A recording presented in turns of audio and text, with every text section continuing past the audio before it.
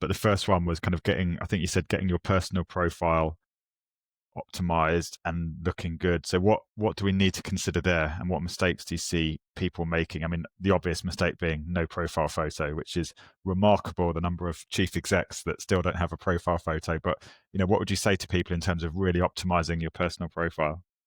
Well, what's interesting is, because I do a lot of training with companies, is that somebody's profile that you're looking at and you think they haven't got a profile photograph, they do have a profile photograph, but they haven't set the visibility of that photograph to public.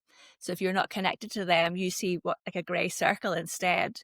The likelihood is that person does have a photograph, but it's not set to be visible to everybody who's looking at it. So really, on the profiles, I go through it from complete top to bottom with people, and it can take, if I do this on a one-to-one, it's a 90-minute session. If I do it with a team, usually it takes a couple of hours, which always surprises people because they think, oh, it's just your LinkedIn profile. But there's so much to it. There's so much nuance to it. So the key things are, at the introductory card, which is the top of your profile, making sure that you have your name, you have your profile photograph. What most people do miss out on is actually having a background image. And that's where you see a lot of people have just got a grey block behind their heads. That is a prime space to put in just a simple image that has your company logo on it. So that's the simplest way to do that. If you are a writer, a speaker, a podcaster, then I would very much have a visual of that in the background there. So I spoke at Social Media Marketing World in San Diego earlier this year.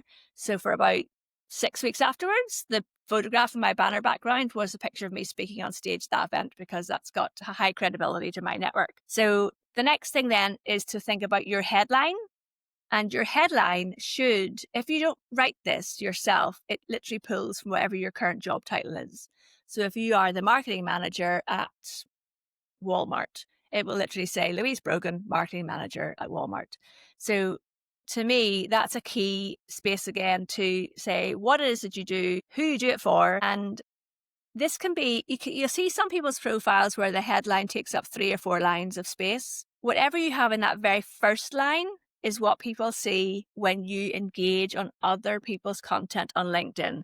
So that is the part that's really important. We want someone to see your name.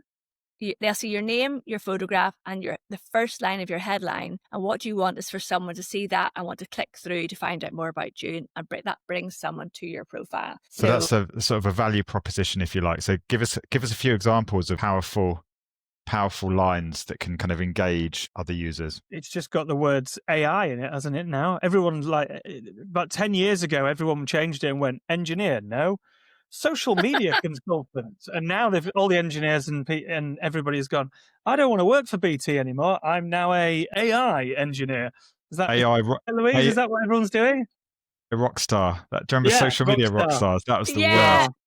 No, somebody who has rock star written in their headline is not somebody whose profile I'm going to click on. And I suppose this very much talks to, who are you trying to attract on LinkedIn? Who do you want to connect with on LinkedIn? Because if that is I hate the word vibe, but if that is what you're aiming for, then go ahead and put that in.